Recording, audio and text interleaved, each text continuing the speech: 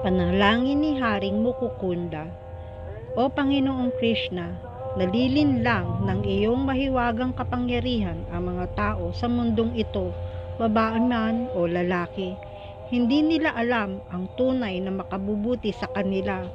Hindi kanila sinasamba at sa halip ay hinahanap ang kaligayahan sa mga usapin ng pamilya na sa totoo lamang ay pinagmumula ng pagdurusa.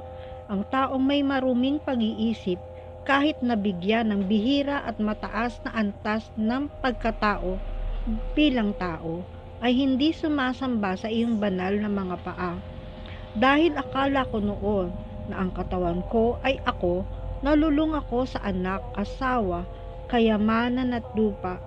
Kaya ako ay dumanas ng walang katapusang pag-aalaala. Dahil sa kayabangan, iniisip kong katawan ko lang ang mahalaga at nakalimutan kita. Ang taong sobrang abala sa mga iniisip niyang dapat gawin, gahaman at dulong sa mga kalayawan, ay bigla mong isinusugpo, katulad ng isang gutom na ahas na handa nang lamunin ang daga. Ikaw ay dumarating bilang kamatayan. Ang katawan na dati nakasalakay sa malalakas na elepante o ginintuan at mararangyang karuwahe. Tinatawag na hari ay sa bandang huli dahil sa iyong kapangyarihan ng oras, nagiging dumi, uod o abo. Ang taong masyadong pinairal ang pita at iniisip na ako'y malaya, ay hindi kailanman nagiging tunay na masaya. Kapag natapos na ang paglalakbay ng kaluluwa sa material na buhay o Krishna, saka pa lamang nila makikilala ang iyong mga deboto. Sa pakikisalamuha sa kanila, magigising ang debosyon nila sa iyo. Ikaw na siyang layunin ng mga deboto at Panginoon ng lahat ng sanhi at bunga. O makapangyarihan, isa, wala akong ibang ninanais na biyaya kundi ang mapaglingkuran ang iyong mga banal na paa, ang pinakamahalagang biyayang hinahangad ng mga malaya sa mga makamundong pagnanasa. O Hari, sinong taong may kaalaman at sumasamba sa iyo na nagbibigay ng paglaya, ang pipili pa ng biyayang magbabalik sa kanyang pagkakagapos? Kaya o Panginoon, tinatalikuran ko na ang lahat ng bagay na makamundo at nakatali sa pagnanasa, kamangmangan at maging sa mabubuting gawi. Ako'y lumalapit sa iyo, ang kataasang Diyos, para sa iyong kanlungan.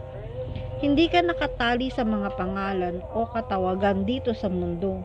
Ikaw ang kataas-taasang katotohanan, puno ng dalisay at karunungan, at lampas sa lahat ng makamundong anyo. Matagal na akong nagdurusa at nasusunog ng lungkot at problema sa mundong ito. Ang anim na kaaway ng kaluluwa, pagnanasa, galit, kasakiman, at kayabangan ay hindi kailanman nasisiyahan at hindi ako makahanap ng kapayapaan.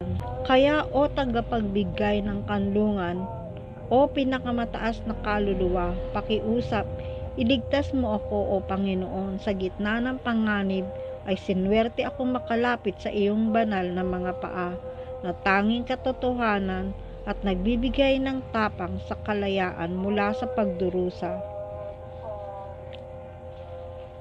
Tugon ng Panginoong Sri Krishna. Ang isip ng aking tapat at dalisay na mga deboto ay hindi naaakit sa mga material na pagpapala.